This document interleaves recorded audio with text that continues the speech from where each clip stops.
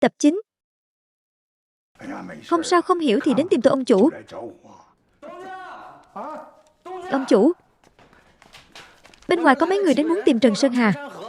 Rất hung hăng, còn muốn đánh người. Ai tìm tôi?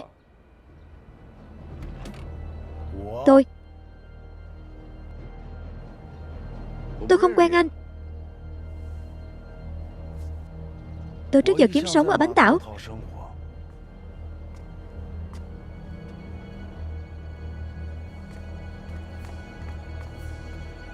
Các người làm nghề gì? Tại hạ ban chủ ban cá đỏ Tống Thạch Liên. Ban cá đỏ?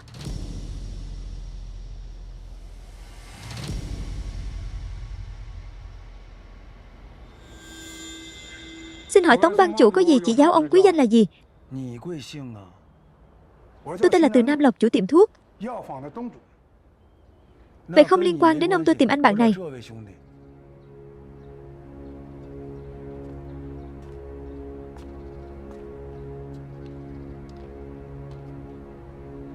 Sơn Hà, cậu đắc tội với Tống ban chủ thế nào? Mau xin lỗi đi. Chắc chắn là có hiểu lầm gì đó. Không có chuyện của cậu, mau cút đi. Nếu các người đã tìm đến đây rồi, tôi cũng không định trốn tránh. Trước khi động thủ có thể nói vài câu không? Thứ nhất, ông chủ Từ là tiền bối tôi tôn trọng. Anh có thể mở máy rời đi, nhưng không thể dùng từ cút. Thứ hai, bộ đồ tây này của anh chắc là mua ở Bách Hóa Tiên Thi. Họ bán kiểu dáng châu Âu không hợp với người châu Á. Bộ này của anh sửa lại cũng không tệ. Thứ ba, mấy miếng vải này thì không giống. Các người tìm thợ may nào làm cho các người không vừa? Người không nhìn ra sao? Lừa người phải có học vấn bị tô dạch Trần Chân Tướng. Không xấu hổ tự sát. Ngược lại còn mời đại ca ra mặt cho các người. Mặt mũi đâu? Thứ tư, kính này không hợp với anh. Không nhìn rõ người.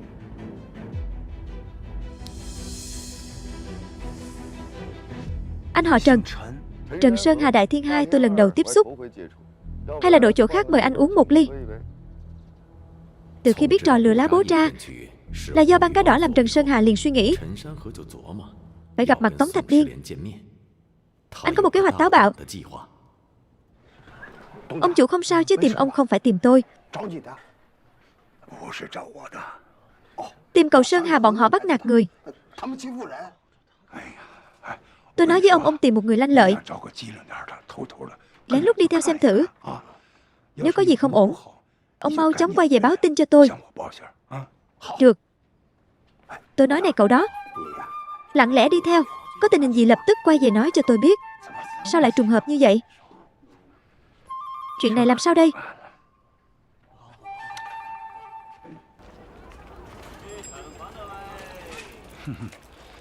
Anh bắt người của tôi liền điều tra anh, đều nói anh xảo quyệt như cáo. Đâu có đều là bạn bè nể mặt. Anh thực sự để ông chủ của anh tìm tôi giết người à? Anh là muốn đưa tôi đến sở cảnh sát để đổi lấy tiền. Tôi có thể giúp anh giết người. Chuyện báo thù vẫn là tự mình ra tay thì sảng khoái hơn. Vậy thì nói chuyện của chúng ta đi. Xóa bỏ hết. Xóa bỏ hết là anh có thể nói sao vậy? Anh nói xem. Có muốn gia nhập ban cá đỏ không? Khóa ý ân cừu đương nhiên là sướng rồi. Nhưng tôi còn tâm nguyện chưa hoàn thành. Không phải là báo thù sao? Thù của anh tôi có thể giúp anh báo. Tôi có thể mượn toàn bộ lực lượng của ban để giúp anh. Không chỉ có vậy, tôi còn phải báo ơn. Tôi phải báo ơn dưỡng dục của sư phụ và chị Phương.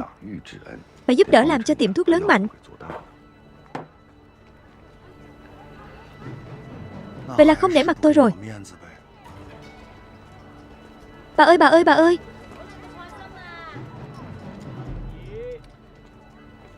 Là mặt mũi quan trọng hay là bạc quan trọng? Có ý gì? Tôi có món làm ăn kiếm tiền nhiều hơn. Những món làm ăn của anh có muốn làm không? Làm ăn gì thuốc? Thuốc tây anh tưởng tôi chưa từng nghĩ qua sao? Chúng ta xách đầu đi buôn lậu, đương nhiên là càng kiếm được nhiều tiền càng tốt. Nhưng thuốc tây chúng ta không có đường dây nước ngoài, căn bản không lấy được. Chuyện này tôi giải quyết được. Anh chỉ cần phụ trách khi thuyền đến bến cảng, đem thuốc ra ngoài. Chuyện này không thành vấn đề. Bày còn lại càng đơn giản hơn. Tôi cần tiền. Thông qua các mối quan hệ phải cần, nhập hàng phải cần tiền. Gia sản của tôi bọn họ rõ ràng chỉ còn lại một đống lá bố trà. Người làm anh lấy trà thay rượu.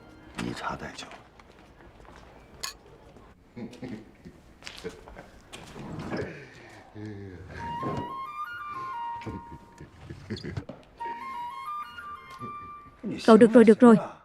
Không phải tôi ở trước mặt cậu nói khoác để cậu bắt được sao? Xem cậu cười kìa, cậu cười không ngừng. Cái đó tôi không có ý đó. Tôi lại đến cảm ơn ông chủ từ. Tôi biết ông là người tốt. Tôi đi làm việc đây.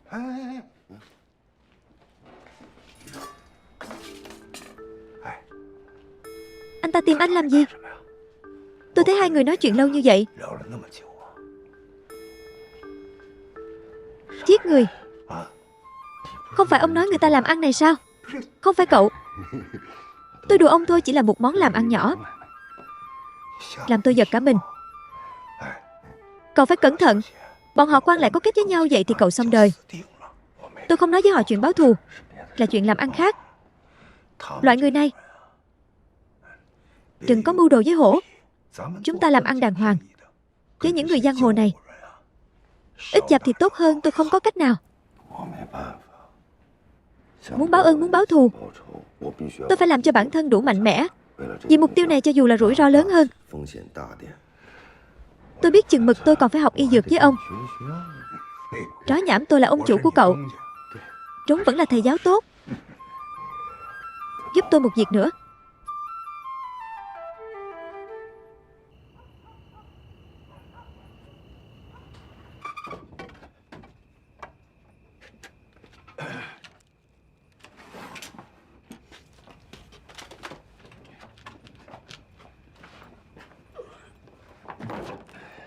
Chuyện gì?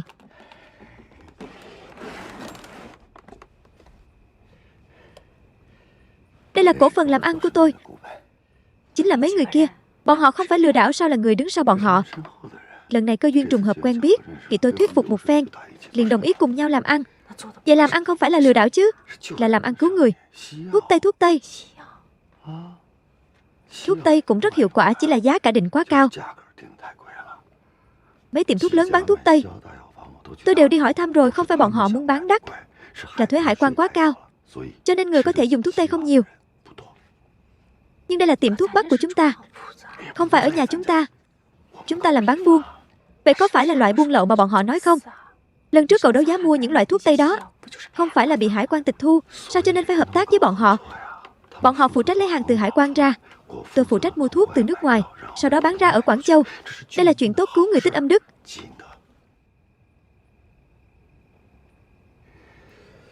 Nhưng mà chuyện lá bố tra thì không thể tính sổ với bọn họ nữa rồi. Chỉ có thể tự mình từ từ bán. Nhưng mà tiền nhập hàng ứng trước chị cứ giữ lấy.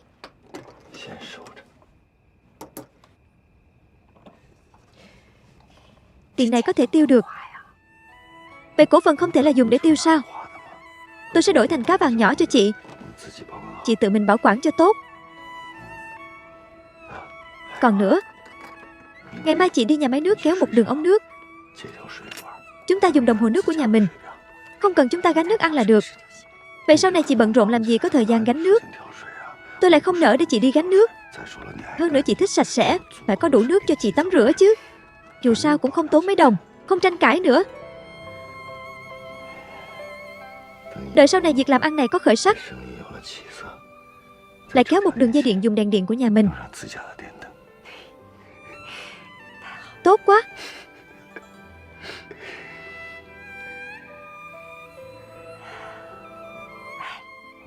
Cậu nghĩ kỹ chưa? Làm ăn thế nào tôi nghĩ kỹ rồi.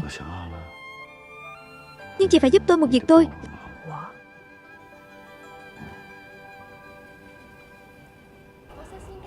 Hoan nghênh quý khách mời vào trong.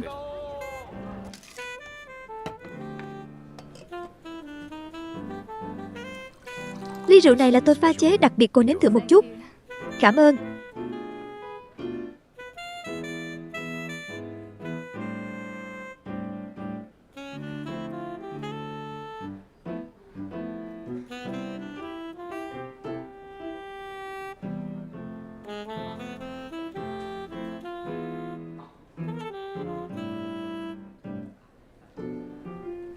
Mời cô dùng cảm ơn.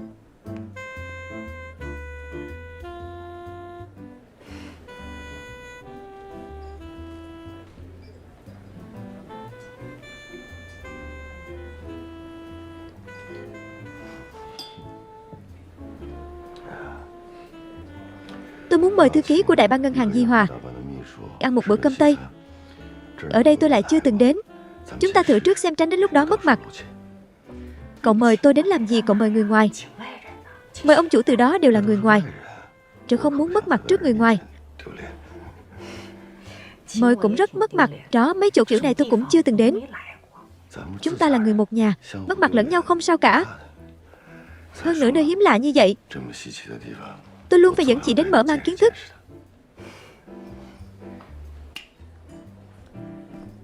Mời, cảm ơn.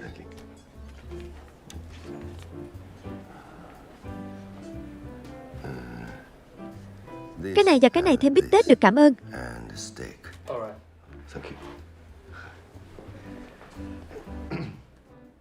Đến rồi à? Lúc nhỏ ăn cơm Tây, tiếng nước ngoài lại còn nhớ mấy câu. Khi bố tôi còn sống, mọi cuối tuần đều dẫn tôi và em trai em gái đi ăn cơm Tây. Mời cậu ăn cơm.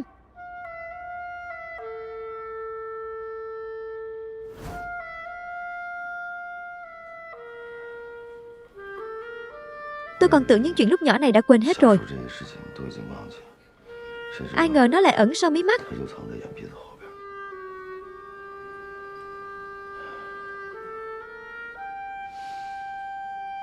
Đừng nói những chuyện này nữa. Tôi nói cho chị biết cách dùng những dụng cụ ăn này. Cậu đang lừa tôi đúng không? Tôi lừa chị làm gì? Cậu quen thuộc với đồ ăn Tây như vậy, căn bản không cần thử cũng sẽ không mất mặt. Tôi vừa nãy đã nói rồi, đó là lúc nhỏ đã ăn. Bây tất cả nỗ lực của tôi chính là vì muốn để chị có cuộc sống tốt hơn sau này. Những ngày như vậy sẽ càng ngày càng nhiều. Coi như là để chị thử trước.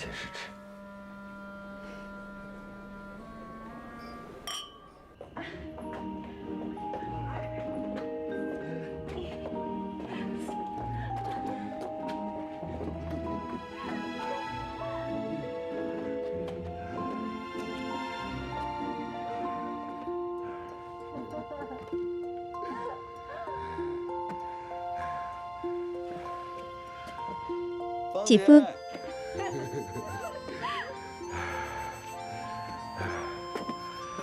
tôi nghĩ cả đời này của tôi luôn là như vậy. Mỗi ngày mở mắt ra là có thể nhìn thấy chị, nhắm mắt lại cũng biết chị ở đâu. Có món gì ngon đều cho chị ăn, có chuyện gì mới đều nói cho chị biết.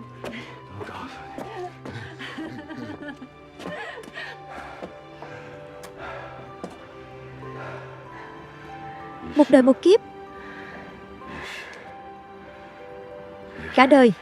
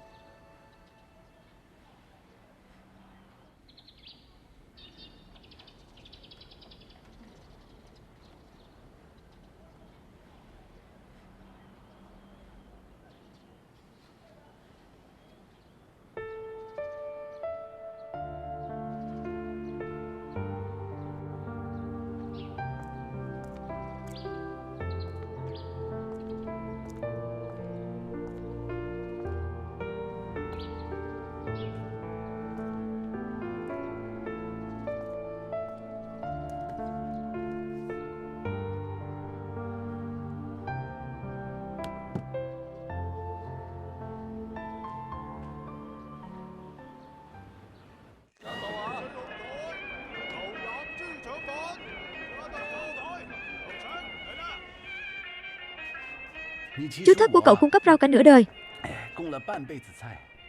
Không ngờ bây giờ còn phải cung cấp cho cậu báo cũ. Báo này là có thể ăn hay là có thể uống? Có thể ăn cũng có thể uống. Tôi có một người hàng xóm, anh ta làm việc ở tòa soạn. Tôi nhờ anh ta liền lấy được những tờ báo cũ này. Người ta cười nhạo tôi chữ cũng không biết mấy chữ. Còn đọc báo tôi nói tôi đem về gói rau. Cảm ơn chú thất, chuyện nhỏ thôi mà. Cậu xem những tờ báo cũ này làm gì?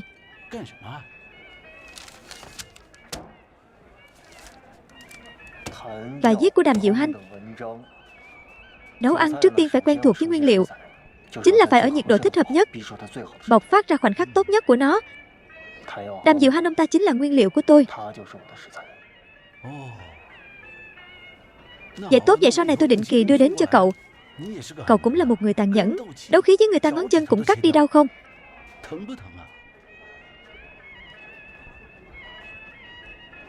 Nếu tôi không trút được cơn giận này, vậy mới là thật sự đau. Nhưng bây giờ có những tờ báo này của chú Thất, tôi liền có thể trút cơn giận này rồi. Lỗi đầu bếp này cậu ta không có tư cách vào bếp. Bởi vì thứ cậu ta hủy hoại chính là mỹ thực. Cậu ta hủy hoại chính là ngành đầu bếp. Chỉ cần có tôi Đàm mổ một hơi thở, tôi sẽ vì những mỹ thực đó mà đòi lại công bằng. Tôi sẽ tiếp tục đăng bài viết loạt bài, chất chấm toàn diện mọi phương diện của Quảng Châu đại tử gia. Đừng nói là không báo trước.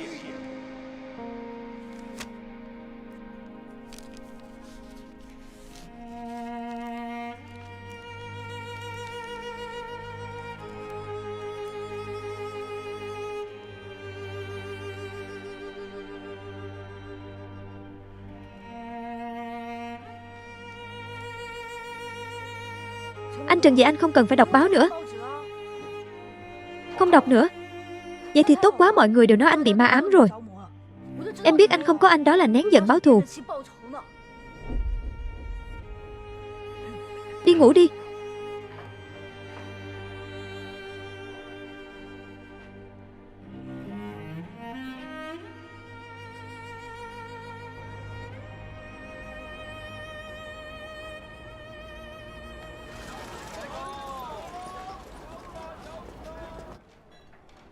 Không biết anh ta viết gì.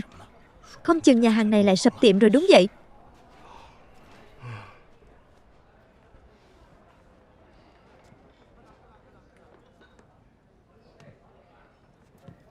Khi nào mới kết thúc?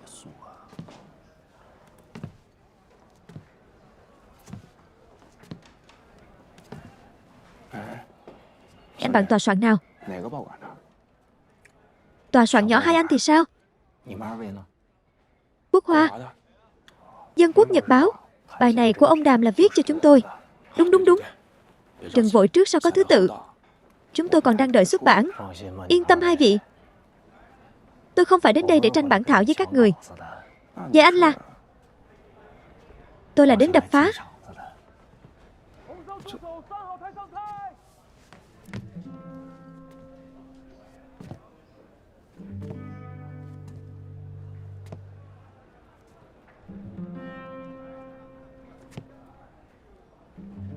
Đại sư Đàm này chính là đại sư Đàm. Viết bình luận ẩm thực, không cần ăn cũng có thể bình luận. Cậu đến làm gì? Món gan heo xào của quán nhà họ cũng không tệ, nếm thử đi. Chúng ta đã tính sổ xong rồi.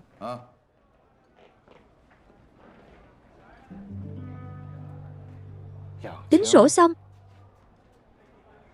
Tôi đứt một ngón chân, ông mất cái gì? Chúng ta làm sao thanh toán xong? Người trẻ tuổi đừng có quá ngông cuồng.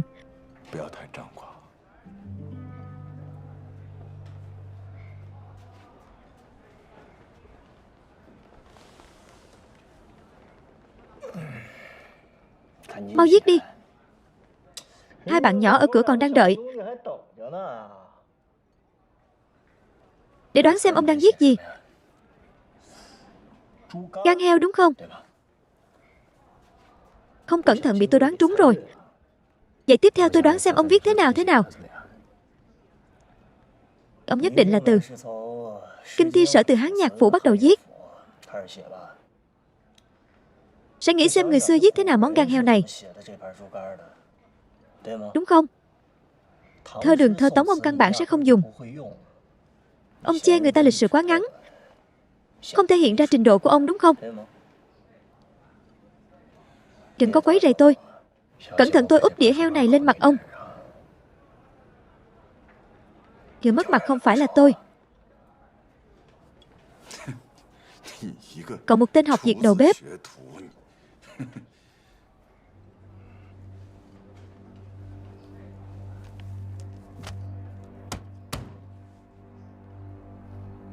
Tất cả các bài bình luận ẩm thực của ông, trong 3 năm tôi đã xem không chỉ một lần. Cho nên ông không mong muốn ỷ. Cái gì tôi rõ như lòng bàn tay.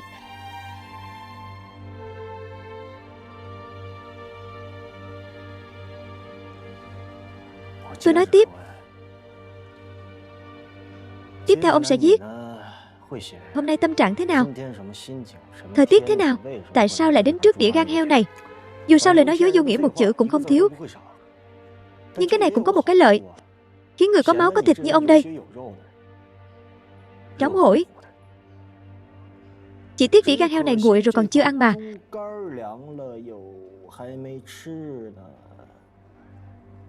Anh bạn lại đây.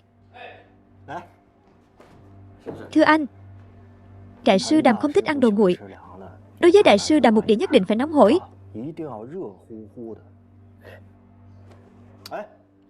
Nói với đầu bếp nhà các người một tiếng, cái này bỏ muối muộn hơn bình thường 3 nhịp thở, sẽ ngon hơn. Bỏ anh đi cơ mà dân. Viết xong một đống lời vô nghĩa này rồi, ông nên vào chủ đề rồi. Đại sư Đàm thường có 2 cách viết. Một loại là khen trực diện. Ông sẽ miêu tả mềm mại, ấm áp, ngọt ngào như thế nào. Về cơ bản những từ này có thể dùng để miêu tả tất cả các món ăn. Một loại khác là chê. Ông ta sẽ dùng những từ như cứng, sống, dụng về, lại xen lẫn một vài từ ngữ tiếc nuối. Tôi chỉ nói như vậy đã thấy buồn nôn. Ông làm sao mà ngày nào cũng viết ra như vậy?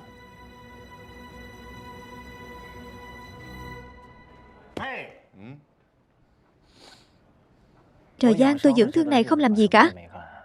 Ngày nào cũng xem những thứ rác rưởi này của ông. Mỗi một chữ đều là vô nghĩa.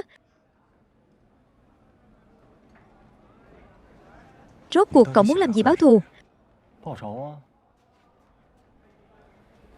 Tôi là người lòng dạ hẹp hòi, không chịu được oan ức, cho nên tôi muốn báo thù. Tuy tôi không có thế lực lớn như ông, dù sao cũng đã khổ tâm kinh doanh nhiều năm như vậy, nhưng tôi tin chắc chắn có người không vừa mắt ông tôi, đi tìm người muốn thay thế ông tôi ngày ngày, giặt quần áo, nấu cơm, lau nhà cho ông ta, phục vụ ông ta. Tôi còn có thể giúp ông ta bắt lỗi ông. Khẩu vị mỗi người mỗi khác, món ăn là như vậy. Bài văn này cũng là như vậy. Muốn bắt lỗi.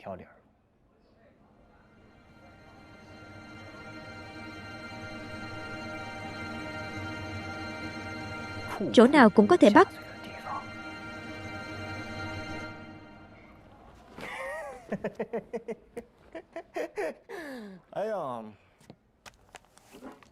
Tôi tiếp tục học tập.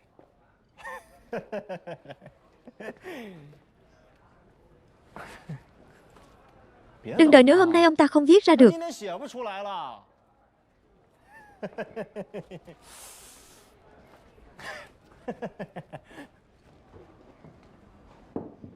Cảm ơn thầy Đàm chỉ điểm. Bỏ muối muộn hơn 3 nhịp thở, quả nhiên xào ra thơm ngọt hơn ngày thường.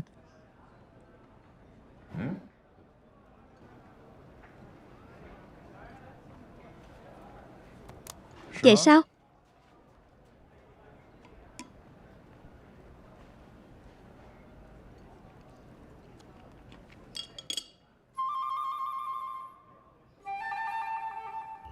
Hoan nghênh quý khách.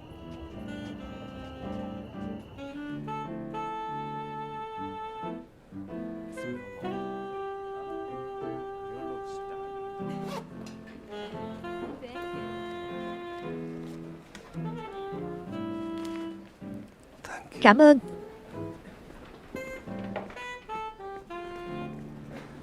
Xin lỗi. Để anh đợi lâu rồi. Tôi vừa mới cùng bếp trưởng Renault sắp xếp thực đơn. Tối nay bít tết vẫn là chính vừa phải chứ anh là... Người bạn mà từ Nam Lộc giới thiệu. Thiệu chính thức một chút. Tổng giám đốc công ty dược phẩm toàn cầu, Hà Ký Trần Sơn Hà mời ngồi.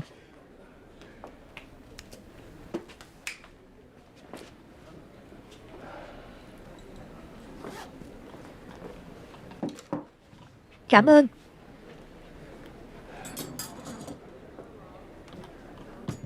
Đây là đặc sản của Tây Bắc Tọa Dương. Giá cả không quá cao, nhưng không dễ tìm. Dùng thế nào nấu canh là được dùng gà béo vịt già. Tốt nhất là thịt dê 18 là có hiệu quả.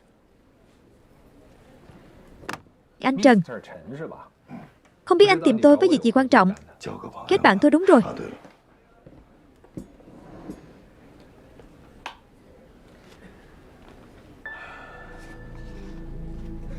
Đây là khoản nợ của anh ở sòng bạc Kim Bảo.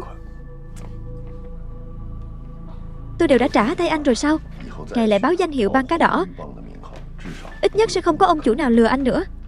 Ban Cá Đỏ chính là cái đó, chính là cái đó. Cũng là đối tác làm ăn của tôi. Làm ăn gì Ban Cá Đỏ làm đều là những việc làm phi pháp. Tôi không làm được, phụ trách phần không vi phạm pháp luật. Phú Quý tìm trong nguy hiểm một mình tôi gánh. Phú Quý đem ra cùng hưởng thế nào? Phục vụ ít 2 phần.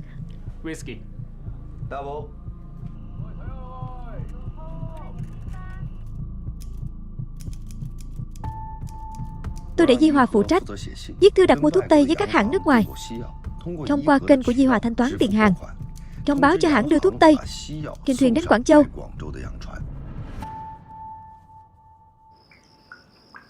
Và Cá Đỏ sẽ liên hệ với thuyền viên Trung Quốc trên thuyền. Thuốc Tây vừa lên thuyền tự có người lo liệu. Trợ thuyền đến bến tàu Thiên Tự. Người của Ban Cá Đỏ có rất nhiều bản lĩnh lén lút đem thuốc ra ngoài. Sau đó thì sao? Các tiệm thuốc Tây lớn trả tiền đặt cọc trước. Danh sách thuốc cũng là bọn họ liệt kê. Chúng ta chỉ cần chia nhau đem thuốc đến cho bọn họ. Việc làm ăn của chúng ta ở bên này coi như hoàn thành. Thuế của Hải quan Việt cũng không cần nộp. Mọi người đều có tiền lời.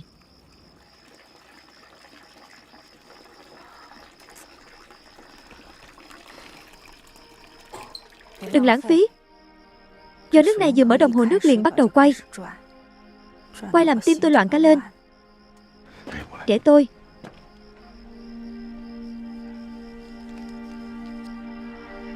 Còn làm việc làm ăn này là việc cứu người.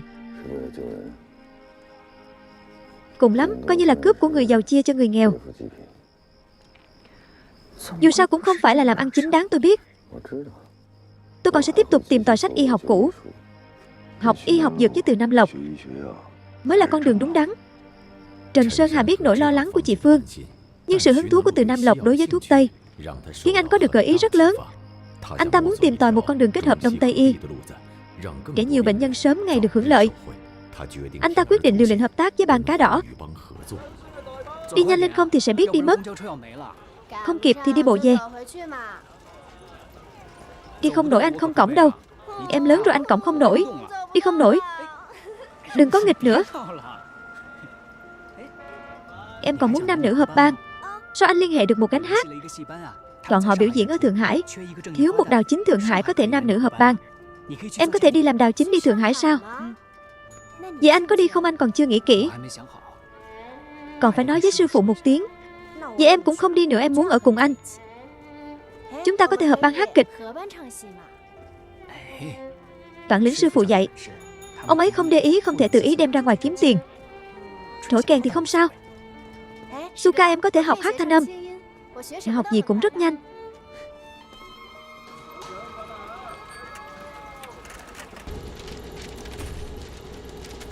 Sao cậu còn giống như chó điên cắn tôi không buông? Tôi đây không phải là đang theo bước chân của ông sao? Nhóc con tiền không phải dễ kiếm như vậy. Tôi biết tống tiền này tôi không làm được, nhưng mà tôi chỉ muốn là một người bình luận ẩm thật đàng hoàng. Ông nói tốt tôi liền nói nó không tốt. Ông nói không tốt tôi nhất định nói nó tốt. Tất các tòa soạn nhất định thích xem tôi và ông hát ngược lại. Vậy rốt cuộc cậu muốn làm gì? Đòi lại công bằng. Hạ Cúc,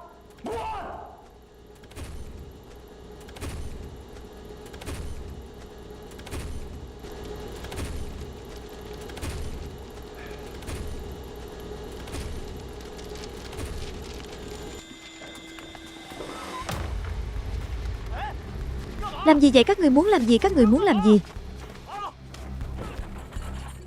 Sao còn đánh người? Thôi đánh thì đánh đi.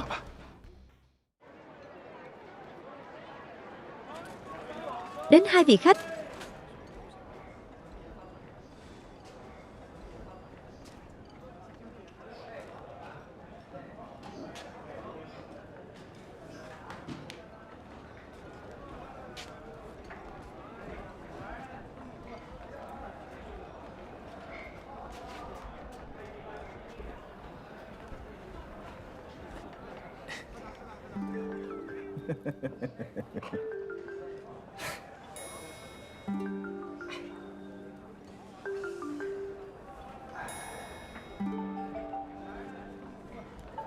Kể một cái xương sườn lỡ mất mấy ngày bản thảo.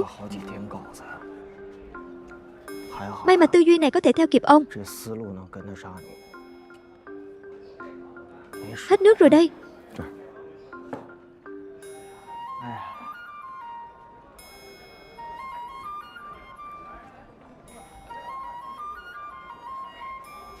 Viết nhanh lên. Người ở cửa đều đang đợi bản thảo của hai chúng ta. Ngày nào cũng đăng cùng lúc, đều có quan điểm khác nhau. Tôi sắp ngang hàng với ông rồi.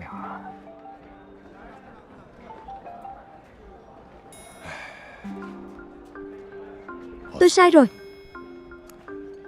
Nên đánh gãy một cánh tay của cậu. Chúng tôi làm đầu bếp bị dao cắt không ít. Đã đau còn chảy máu.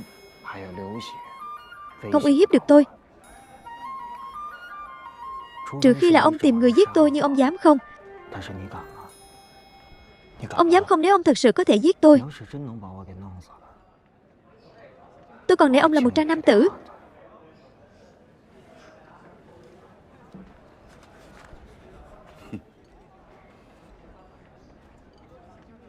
Có một việc tôi quên chưa nói với ông.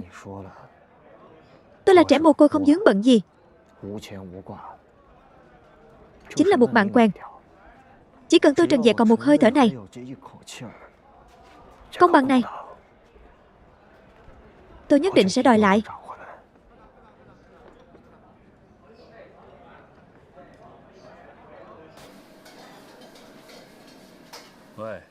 Tan ca rồi uống vài ly không được, anh mời rượu đi. Chuyện nhỏ món nhắm anh mời tôi bao. Món nhắm này thế nào? Thật không ngờ anh chàng A Vệ này lại có thể viết như vậy. Trang lên báo ngay ngắn chỉnh tề, ánh mắt hòa vệ không tệ. Cậu ấy bình luận trên báo mấy món điểm tâm của nhà hàng phương Tây. Lợi hại. Cậu ta là đang gây gổ với Đàm Diệu Hanh. Đàm Diệu Hanh nói tốt, cậu ta nhất định nói không tốt, mà lại có thể nói ra lý do. Lật tay làm mây, úp tay làm mưa. Tốt hay không tốt rốt cuộc có tiêu chuẩn không? Đây là hậu quả xấu tích tụ nhiều năm. Mọi người đều biết đây là không đúng, nhưng chỉ có Trần Vệ dùng cách này vạch trần nó ra. Chỉ riêng điểm này, cậu ta cũng có công lao. Nhưng bất kể thế nào, anh chàng này là do tôi phát hiện ra trước tiên. Cả ngày nghĩ cách vác vàng lên mặt mình. Nói cho cùng, Đàm Diệu Hanh dù sao cũng là một văn nhân. Anh ta bây giờ ngoài khó khăn, cuộc sống nhất định không dễ chịu. Chúng ta mọi người cố gắng một chút, cố gắng sớm ngày lật đổ anh ta. Đúng. Mau khuyên anh chàng A Vệ này, bảo cậu ta quay về chần chừ nữa, để cậu ta nếm được ngon ngọt, sẽ không muốn quay về làm đầu bếp nữa. Trốn về tranh thủ thời gian. Người khác tôi mặc kệ. Bản thảo chỉ trích Quảng Châu đại tuổi gia này. Tôi đã viết 7 bài, tôi 6 bài. Anh chỉ trả tiền cho bài đầu tiên, anh nợ tôi 60 đê bạc. Trống rồi Nam Kinh có mệnh lệnh không cho dùng nguyên bạc và đồng bạc nữa. Trả tiền pháp tệ đi. Trả tiền pháp tệ được, nhưng tiền pháp tệ phải trả nhiều hơn một chút. Dù sao thời buổi này, tiền pháp tệ chúng tôi không tin tưởng. Lão Đàm, anh nói một câu đi. Đều là bạn bè cũ rồi. Chuyện anh tổ chức chúng tôi chưa từng nhíu mày. Đúng vậy, chúng tôi mỗi người quen biết tòa soạn. Kèo gì anh mà phục vụ. Chúng tôi cũng đã bỏ mặt mũi bỏ tiền bạc phải. Các vị, tôi đã nói rồi, cổ phần của Quảng Châu Đại Tử gia tôi không lấy. Tôi đây không phải là liều mạng giết bản thảo, giúp các người kiếm tiền. Sao như vậy? Các người về trước đi được một lát nữa. Tòa soạn đến dục bản thảo. Không, khoan đã. Anh nói cổ phần của Quảng Châu đại tiểu gia anh không lấy. Không lấy, tôi thấy anh là rõ ràng không muốn chia tiền cho chúng tôi. Trốn về tôi thực sự không lấy. Các người không biết ở giữa xảy ra chút sự cố. Có một tên nhóc ngộ ngáo. Đúng, anh đắc tội với tên đầu bếp họ Trần kia. Anh ta bây giờ dây dưa không dứt. Không cần thù lao mà theo anh đăng bản thảo. Dây dưa không, anh giải quyết anh ta không phải là xong chuyện rồi sao? Đúng, giải quyết không phải là xong rồi sao? Đúng vậy, lão Đàm đều không có cơm ăn nói tôi sao?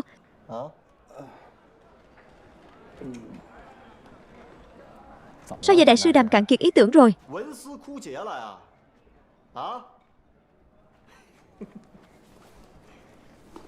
Được. Tôi ông xem bản nháp của tôi.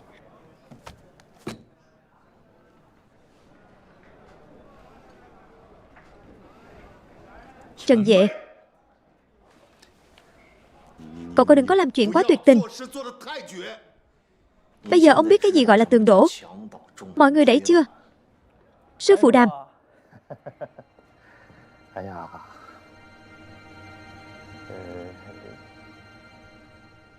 Sao vậy? Gần đây việc làm ăn của tiệm chúng tôi không tốt lắm. Ông chủ nói rồi dứt khoát mượn cơ hội này bố trí lại tiền sảnh, đổi phong thủy. Chỗ này cũng tương đối lộn xộn. Sợ lầm lỡ việc viết bản thảo của anh. Xem có muốn chuyển đến nhà khác không. Bọn họ đều mong anh đến tòa trấn chỉ đạo. Hơn nữa, chúng tôi cũng không thể giữ anh mãi không cho anh đi, tránh bị đồng nghiệp ghen tị. Hiểu rồi, tôi đi. Nói với chuẩn bị các người tính toán hữu nghị thôi. Sư phụ Đàm, đây là chi tiêu của anh trong thời gian này. Ở tiệm chúng tôi anh xem qua. Cái gì ông chủ chúng tôi nói rồi, không vội. Cái này anh có chút quá đáng rồi. Đúng vậy. Quá đáng rồi. Lúc đầu cũng là các người cầu xin lão Đàm đến đây. Đúng vậy, bây giờ lại làm như vậy. Nhà hàng các người làm như vậy, không sợ làm mất lòng mọi người sao? Đúng vậy, ông chủ chúng tôi đều nói rồi sư phụ Đàm. Anh ta đã làm mất lòng mọi người rồi. Vậy sao anh không nói sớm? Hôm nay tôi cũng không mang theo tiền. Cái này đại sư Đàm, tôi giúp anh góp một đê cái này.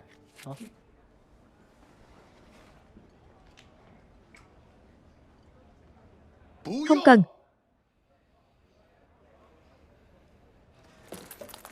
Đồ đạc để ở đây, tôi đi lấy tiền cho anh. Tôi đột nhiên nghĩ đến đề tài tôi muốn biết hôm nay chính là gọi thời đại của ông đã kết thúc rồi.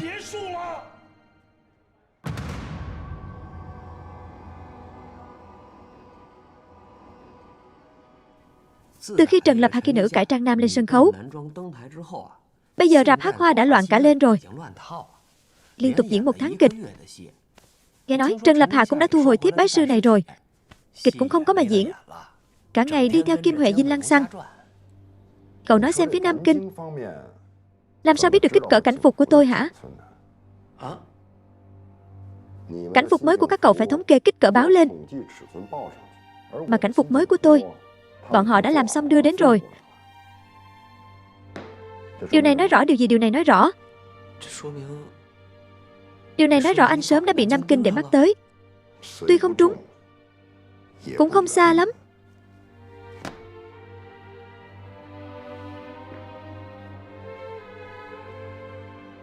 Cam Thiên Dương Trần tổng tư lệnh thua Nam Kinh. 1 triều vua 1 triều thần. Nhưng bất kể là thiên tử nào đều cần năng thần.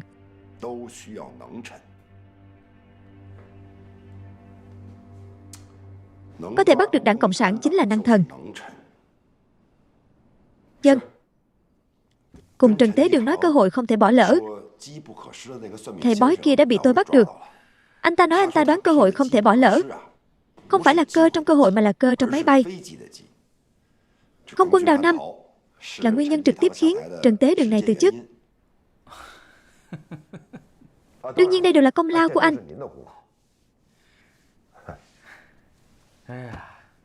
Công phu nịnh hót của anh không bằng năng lực làm việc của anh. Dân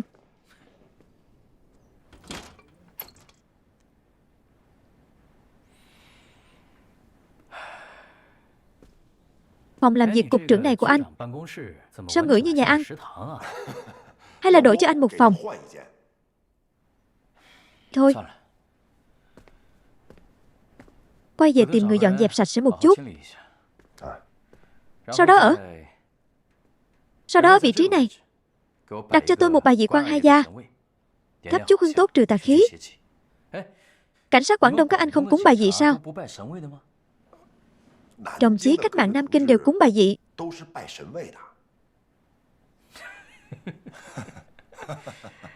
Cách mạng chưa thành công, đồng chí vẫn cần cố gắng. Trọng điểm không phải ở cúng bài vị, chủ yếu là thắp hương trừ mùi. Hiểu rồi, tôi đi làm ngay đây.